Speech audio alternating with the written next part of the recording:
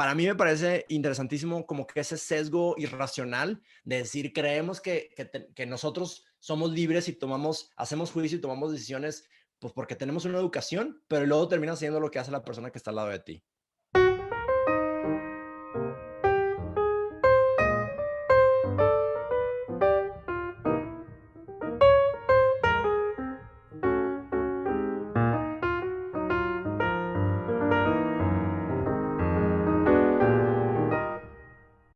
Andrés Oliveros. ¿Qué onda, Gabo? ¿Qué onda, Andy? ¿Cómo estás? ¿Traes energía o no? Traigo toda la energía del mundo y estoy listo para un episodio más de Periódico y Café, donde Gabo y yo analizamos lo que significa ser humano. ¿Cómo estás, güey? Gabo, yo, la ballena y Frida. La ceja. ¿Qué onda, Andy? ¿Qué vamos a hablar? Hoy vamos a hablar de un tema, esperemos no estar muy abstractos, pero vamos a hablar sobre cómo una idea se transmite y los mitos que hay alrededor del tema de la viralidad y los influencers, y muy enfocados en hablar de un libro que acaba de salir hace un par de meses que se llama Change, How to Make Big Things Happen o algo así, de Damon Centola, que es un profesor de la Universidad de Pensilvania. Así que vienen historias bien buenas, Gabo, y a ver si desmitificamos algunas ideas que tiene la audiencia. ¿Cómo ves? Y este tema es relevante porque ahora con el tema de los videos virales y el marketing, una nueva área del marketing que ahora trata de ser viral, ¿no? Como que se ha destapado esta nueva corriente de promoción y de campañas de publicidad en donde usan a ciertas personas que tratan de propagar de forma viral ciertos mensajes, ¿no? Sí, y fíjate que mucho del lenguaje que utilizamos como viral, como tipping point y quizás hasta como influencer, mucho de ellos viene, o sea, se masificaron, Gabo, con el libro publicado en el año 2000, el libro de Tipping Point de Malcolm Gladwell, en donde contó historias. De hecho, fue su primer libro. Sí. Él ya publicaba en el New Yorker, que por cierto ayer me suscribí, y ya tenía varios artículos. Ese es el primer libro, y el problema de ese libro es que tiene algunas cosas que se han ido desmitificando, así como Daniel Goleman. Pareciera que este podcast lo que venimos somos como detectives de las ideas que ya no son tan vigentes. Lo que dice Malcolm Gladwell es, las ideas se transmiten como un virus. Y lo que dice Damon Centola es, algunas ideas sí y otras ideas no. Y es lo que queremos hablar en este episodio. Y un paréntesis de Malcolm Gladwell, en el debate que hace con Adam Grant le dice que cada libro que hace Malcolm Gladwell es una contraposición y un contraargumento del libro anterior. Por ejemplo, hizo el de Outliers, en donde dice que hay personas que son mejores que todos, y luego hace el de David y Goliat, en donde dice que el más débil gana, y luego hizo el de Blink, que dice, oye, la primera impresión es lo más importante, y luego hizo el de Talking to Strangers, donde dice, no, la primera impresión es más importante, sino hay que aprender. En fin, es medio Contreras el Malcolm Gladwell. Sí, vaya, pues finalmente es un periodista que está buscando buenas historias. Yo creo que, híjole, está bien difícil hacer una síntesis si ha hecho más bien que mal. Yo creo que él, o sea, de los méritos que tiene Malcolm Gladwell es que la ciencia la convirtió en algo mucho más mainstream, con Sí, el riesgo de que a veces lo quieres hacer for dummies y al hacerlo for dummies lo diluyes y entonces lo sí. simplificas. Y es el caso del concepto de las 10,000 horas, que en esa entrevista que le hace Adam Grant a Malcolm Gladwell hace un mes y medio, le dice Adam Grant a Malcolm Gladwell, a ver, ¿qué es de lo que más te has arrepentido de escribir? Y lo que dice Malcolm Gladwell es, en Outliers, que es donde explica el tema de las 10,000 horas, que en realidad no es un concepto suyo, es un concepto de Anders Ericsson y de otros que han estudiado cómo funcionan los atletas de alto desempeño. Dice Malcolm Gladwell, creo que simplifica demasiado el tema de las 10,000 horas. Y cada vez Sí. hay más estudios donde deja ver que esto solo es parcialmente verdadero. Bueno, empecemos. Yo voy a empezar con un video que para mí fue de los primeros videos virales que vi, sobre todo en México.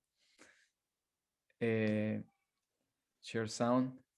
No sé si se acuerdan de Edgar. ¿Te acuerdas de Edgar, Andy? Quiero que termines de poner el video porque quiero contarte una pequeña anécdota sobre ese video y tú. Nada, güey, pinche vato, ya, güey. Ya, güey, por favor, idiota. Ah, te bañaste. Ya me dejo, Güey, todavía me río. Oye, probablemente ese video ya sería más cruel en estos días, pero bueno, Sí, ya TikTok no se como quiera pegaría. permitiría.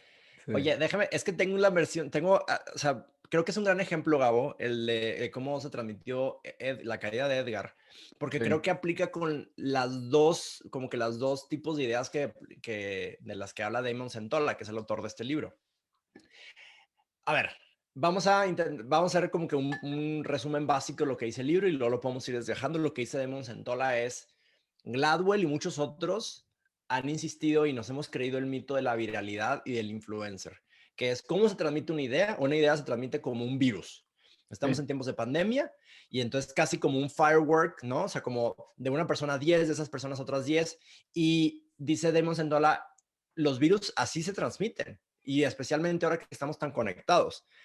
Dice, el problema es que no todas las ideas se transmiten así. Cuando las ideas requieren un cambio de comportamiento, un cambio de creencia, cuando requieren que te esfuerces tantito y que tomes una especie de riesgo, las ideas no se transmiten así, se transmiten más como funciona una especie de red, o sea, se ve más como una especie de red de pesca, en donde en realidad, el resumen es, las 3 o 4 personas que estén más cerca de ti son las que más determinan tu comportamiento.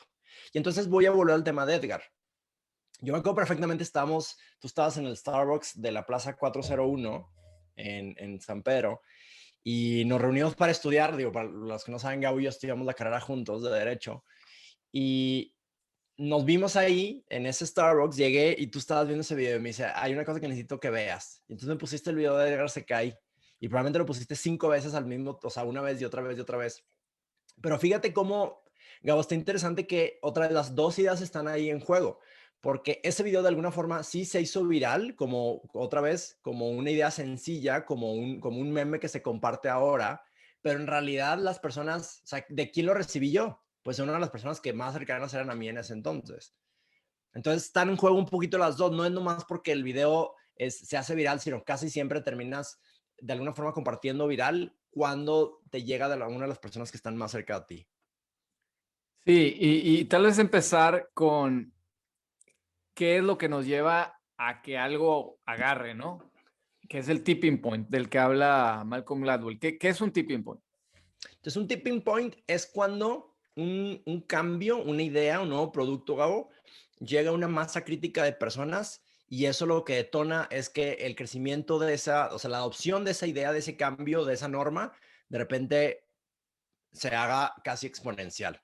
Sí, Y uno de los ejemplos al que más les dedica tiempo es el crecimiento de Twitter. La historia es un poquito larga, pero me voy a poner un cronómetro para contarla en menos de 2 minutos, porque me parece crucial, como de alguna forma están involucrados ahí todos los mitos que tienen que ver con la viralidad. ¿Me das chance de contarla? claro.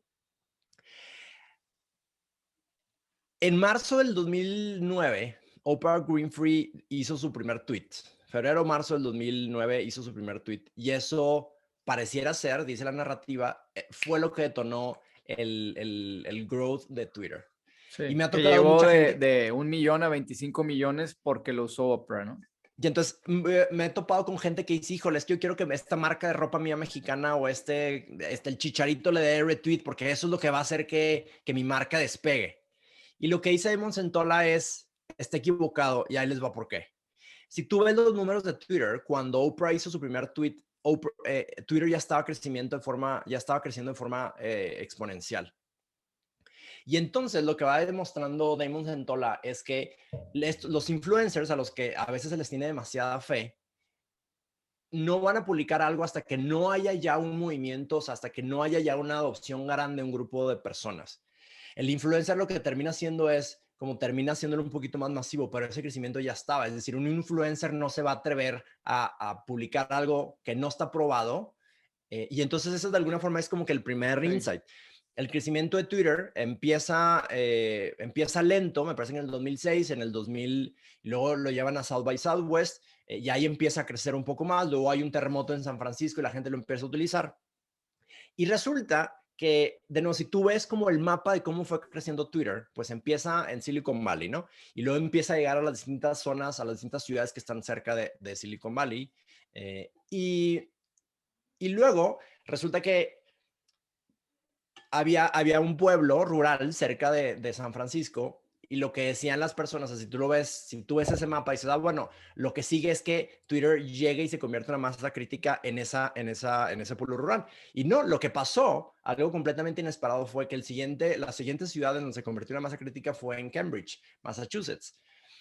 Y la respuesta es ¿por qué? O sea, la pregunta ¿por qué? Es porque pues mucha gente que estudia en Cambridge o que vive en Cambridge tiene relación con personas que viven en Stanford o en Silicon Valley, pero son personas de alguna forma, o sea, son strong ties, son personas que son muy cercanas, aunque vivan lejos. Y entonces de ahí después se fue a otro nivel, después de ahí se fue a Seattle y se fue a otros lugares en donde tenían conexiones, pero eran conexiones personales. Y como lo interesante de esta historia es, pareciera ser que otra vez que este tipo de softwares o este tipo de normas se transmiten de forma viral, pero en realidad no funciona así. O sea, la gran historia, como que la gran conclusión de Amos Entola sobre el crecimiento de Twitter es Twitter creció de persona a persona, de barrio a barrio. Entonces ahí es donde empieza a decir la línea, es decir, para cuando una idea es sencilla, para un meme, para un Ice Bucket Challenge, para un lo que sea, pues le da retweet y no pasa nada. Y esa es una idea sencilla y esa sí se transmite como un virus. Pero aquí viene lo complejo de la historia. Las ideas que requieren un cambio de comportamiento, un cambio de creencias, se transmiten muy distintos, se transmiten a través de tus contactos más cercanos y cuando hay redundancia, cuando lo escuchas una, dos, tres veces, no solo tu primo, el loquillo, o tu amigo, el radical, sino que cuando ya son varias las personas, ahí es donde hay mucho más probabilidad de que una idea se transmita. Un ejemplo que yo pensé es en el hormiguero. O sea, cuando tú ves un hormiguero, para que ya salga el hormiguero y lo veas en la tierra, tiene que haber una serie de redes y carreteras de hormigas abajo de la tierra que no ves, ¿no? Entonces yo pensé en esa analogía que es mía, copyright, en donde, a ver, Está tú buena, ¿eh? piensas como el video, no, un movimiento, ¿no? Como el Arab Spring o, o el gay rights, ¿no? Piensas, bueno, es que ahorita ya se empezó a dar, pero no ves todo el andamiaje que tal vez fue invisible para nosotros, que viene tal vez años o décadas atrás eh, dándose y propagándose hasta que llega un momento en donde llega ese tipping point, ¿no? Y el tipping point, una de las cosas, de los grandes como cambios que le hace a la teoría, o sea, que le hacemos en toda la teoría de Malcolm Gladwell, que en realidad no es una teoría de Malcolm Gladwell, o sea, Malcolm Gladwell, y de nuevo, no tiene nada de malo, pero él es un periodista que está buscando historias y él las... Sí, Es como Infinite Game de Simon Sinek, el concepto no es de Simon Sinek, el concepto es de alguien más. sí, lo O los dos popularizaron. sistemas... Exacto, los dos sistemas de System 1 y System 2 de Daniel Kahneman no los inventó él, lo que hacen es estas personas lo toman y lo popularizan.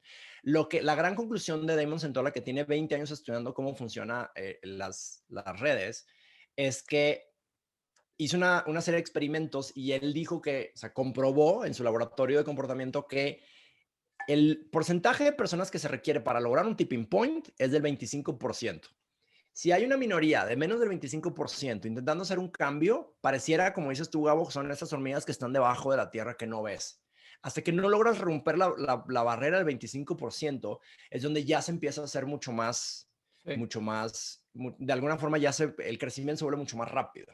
claro. Y ahí él usa mucho la analogía del virus, ¿no? Del COVID, de cómo las ideas, como los virus, se propagan. Y él habla de una red para pescar, ¿no?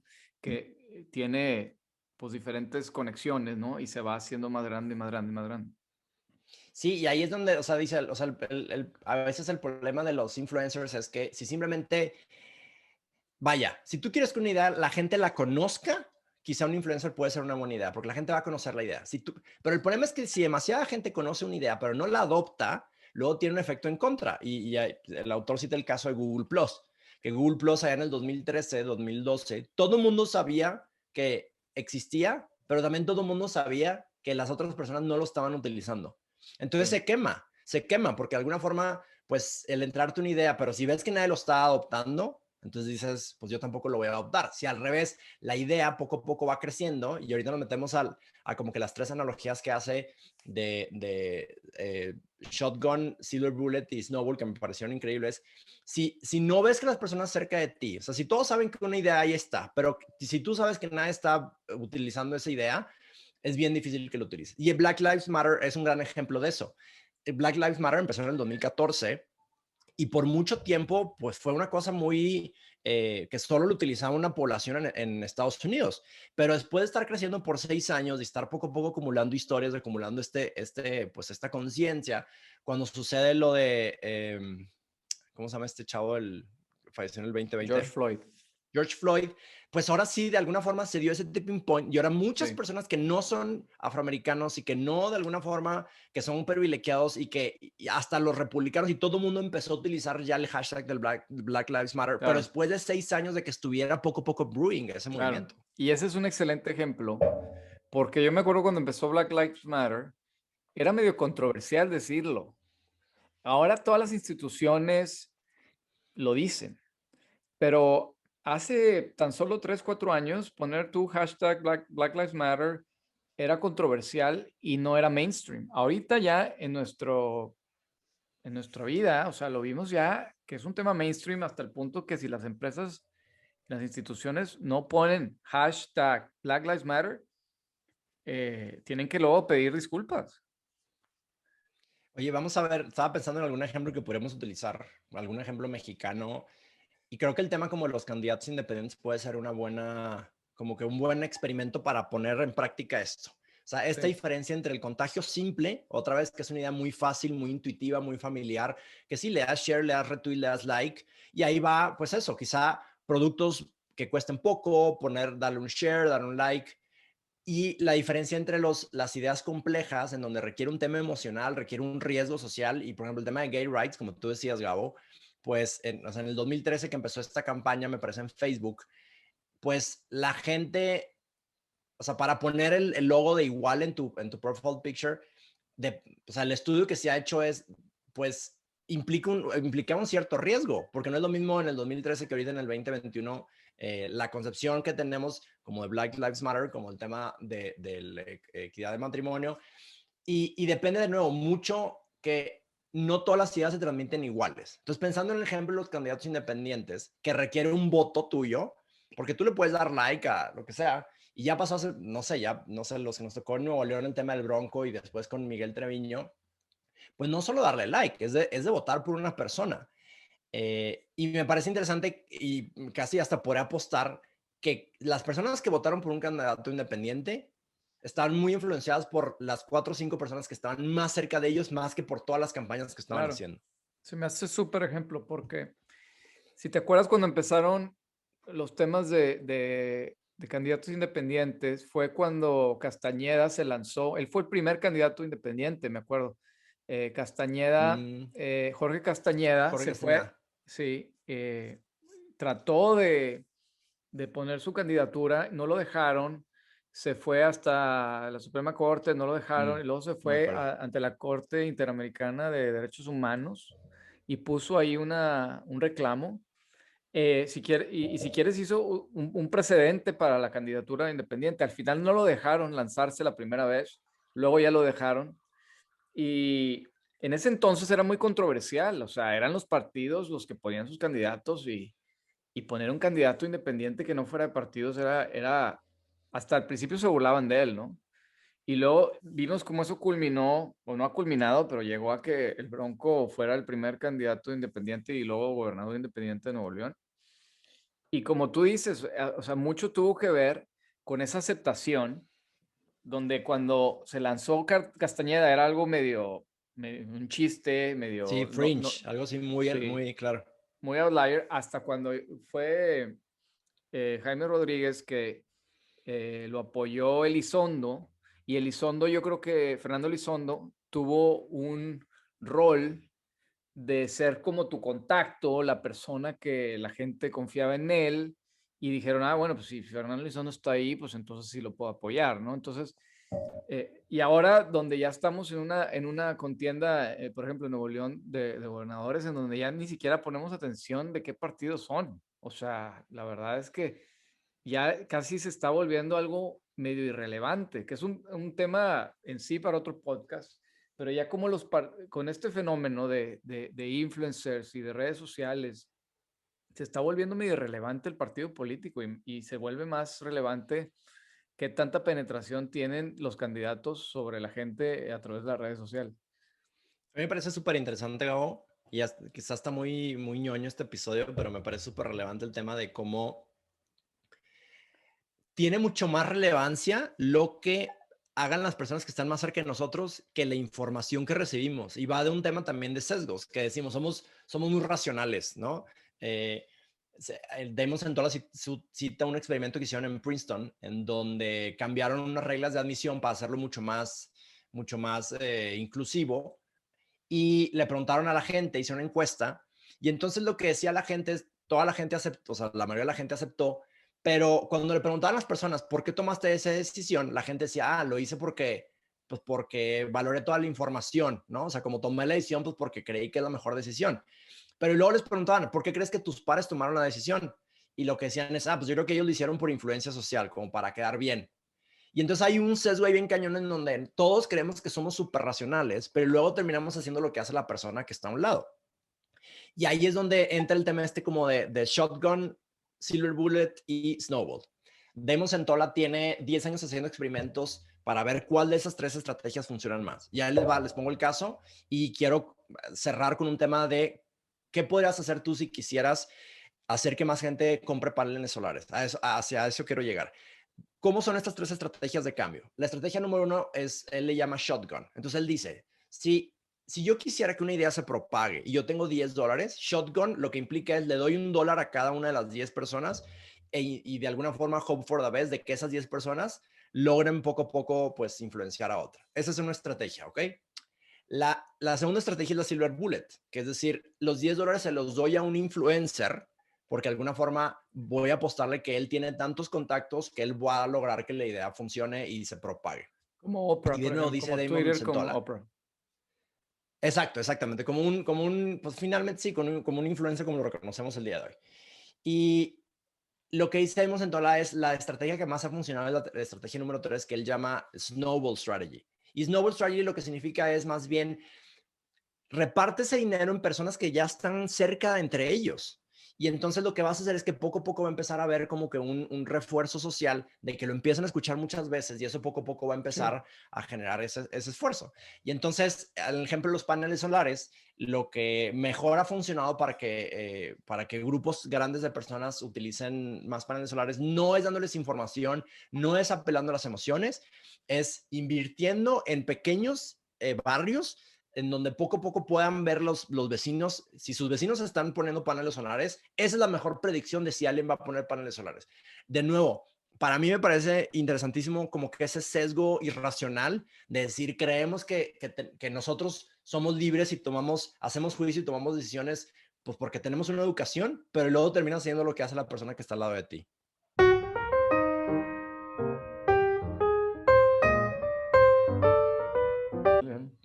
La semana pasada, Adam Grant, del que hemos hablado en este episodio, en este podcast de un par de veces, publicó un artículo en el New York Times. Se llama algo así como, eso, o sea, te sientes como que eso tiene un nombre, o vamos a poner un nombre y ese concepto es languishing. Y dice, no estás flourishing, pero tampoco estás en modo depresivo. Como y está entonces, Frida ahorita, ¿de cuánto? Así. Frida está languishing. Pero lo interesante de eso, Gabo, es que va del tema de la granularidad emocional y lo que la da Alicia Feldman Barrett, de que cuando le pones nombre a algo, entonces la próxima vez que te sientas raro, si encuentras ese nombre y dices, está bien, no me siento deprimido, sí lo no leí, pasa sí nada. lo leí. Fue un op-ed en el New York Times que citaron a tu novia. ¿A quién? ¿A Alicia Feldman Barrett o a quién? Sí, a tu novia. Bueno, pues es el concepto de poner el nombre a las cosas y entonces te abre la puerta que puedas sentir eso.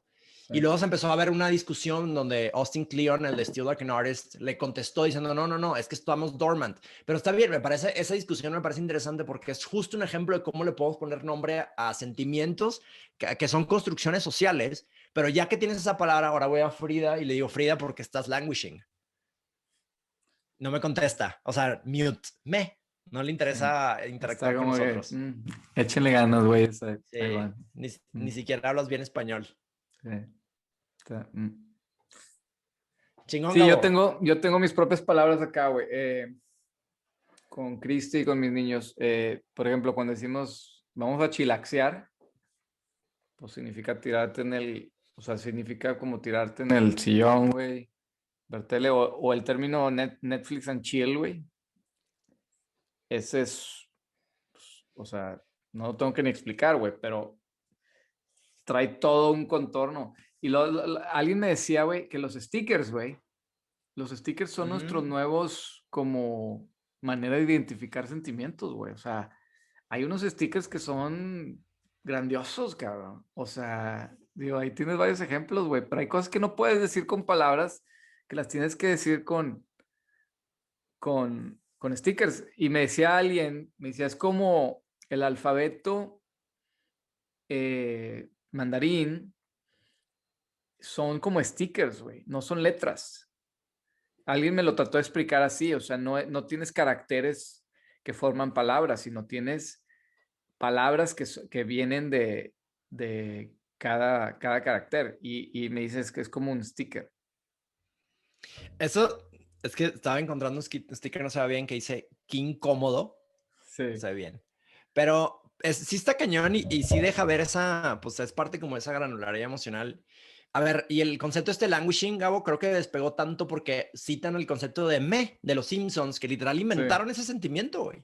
Sí. O sea, no es frustración, no es depresión, no es estar enojado, simplemente está buscando un sticker que me quieres mostrar, ¿cierto? El de Trump, que hace las caras. Buenísimo. El de, O sea, ese. uy, ese es buenísimo. Y es como irónico, ese es en el debate con Hillary Trump, ¿no? Digo, con Sí. Hillary Clinton, perdón. Y otro que me encanta, güey, esto yo lo uso mucho cuando alguien te está diciendo algo así muy profundo, que es Carlos Emilio Gortari, y dice, ah, sí. Y luego el de Selena, güey, cuando estás emocionado por algo. Oye, el del asiático, el niño asiático que está así como que Ah, sí. mi. Sí, es cuando, este para mí es como, uy, uy, como que cuando te dicen, no, es que no puedo ir. Y le dices, ok, Oye, antes lo usabas más ese, como que sí, te ya tengo lo otro. O te este de critiqué un Michael poco por Scott, ese. Ah, está bueno. cuando alguien la riega. Eh, este me encanta, güey. Denle una beca. Cuando alguien dice algo así, denle una beca. Eh, Oye, pero ah, ¿qué crees? O sea, a ver, como ya siendo muy prácticos, ¿qué el logramos padre, con estos stickers, güey? el padre Maciel, güey. O O sea, sea, lo que, ahí te va, tratas de decir o sea, algo estoy, complejo que nada más puedes decir con una imagen, güey. O sea, yo no podría decir, si alguien está hablando como que de algo así medio nori, o sea, algo así medio, no sé, cochinón, y le pones güey. O sea, no tienes que decir nada más, güey. O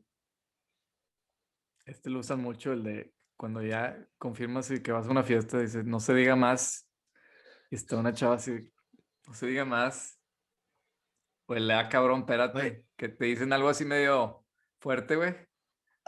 Dices, cabrón, espérate. oye, ¿sabes que yo utilizaba pocos stickers para las personas que están cerca de mí? En concreto, Vivi, tú, otro amigo que trabaja en un banco. O sea, ya no, ni siquiera es un tema de edad, güey, o Güey, es que sea, no puedes decir, o sea, no puedes decir esto con palabras. sí, tendrías que dedicarle 2 o 3 párrafos y pues dos o Y no tres lo puedes párrafos decir. es quemar calorías, güey. Y no lo puedes decir, o sea, no puedes explicar el sentimiento. Uno que me encanta es güey. Cuando alguien te está intenciando y te está diciendo así algo que no te interesa, le pones ese y dice, ajá, ajá, y luego, Oye, a ver, pregunta, güey, con esto me voy a despedir, Gabo. ¿Me puedes explicar, intentar recordar, güey, cómo fue que empezaste a utilizar stickers? ¿Recuerdas eso? sí, la verdad es que fue y va de acuerdo a lo que estamos hablando, fue porque otros amigos lo estaban usando. Yo dije, yo no voy a agarrar eso, se me hace como que contaminación visual, ¿no? Pero luego cuando la gente los empezó a usar, pues yo también los quiero usar, güey. Y es una cosa de economía también de palabras, pero también de que, oye, mis amigos la están usando, güey.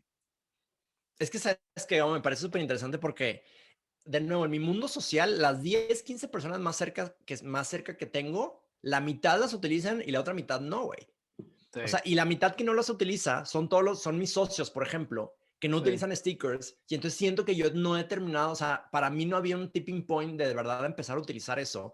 porque lo utilizo en algunos, o sea, en el tema social quizá sí lo utilizo, pero en el tema más como profesional nunca los uso. Y hay gente que hasta en el tema profesional los utiliza. Yo creo que es un gran sí. ejemplo de cambio social, güey, de una idea Ya compleja. estoy viendo emoticons, se llaman,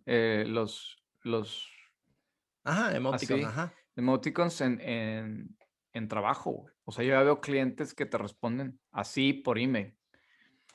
O los changuitos, ¿no? Así, le pones de que te quieres ganar algo y Bueno, dice, pues, changuito. eso yo pienso algo que no es una idea simple, es una idea compleja, porque dice Sí. mucho sobre qué tipo de persona eres, o nos hemos relajado mucho también. Pero yo sí creo que eso no es una cosa que se haga viral, güey, porque si fuera viral, el 100% de las personas lo utilizarían y no es cierto, güey. O este de José José, que es así de que cuando alguien te dice algo así medio, y no lo puedes explicar, es medio complejo, le dices, o sea.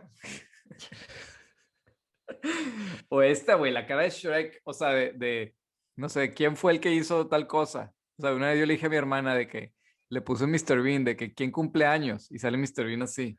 Y ella pone de que yo, o sea, eso no se puede planear, güey. O sea, no, mira, te voy a poner esa conversación. Son conversaciones, yo estoy ventaneando a mi hermana, güey. Pero son cosas, le pongo a ella de Mr. Bean. ¿Quién cumple años mañana? ¿Quién? Y responde Mariana, aquí. ¿Quién cumple mañana? Y sale Y tú Shrek le así. contestas, y tú le Sí. contestas con un bailongo. Es un Bueno, bailongo el uso de de la stickers, vecindad del chavo. el O sea, uso de fíjate, stickers ¿quién cumple mañana, Mr. Bean? Y Shrek dice, y luego la vecindad del chavo bailando, güey.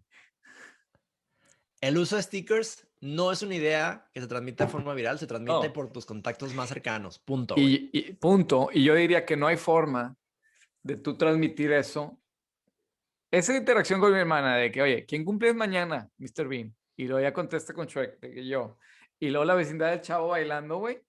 Trata de explicar eso con palabras, güey.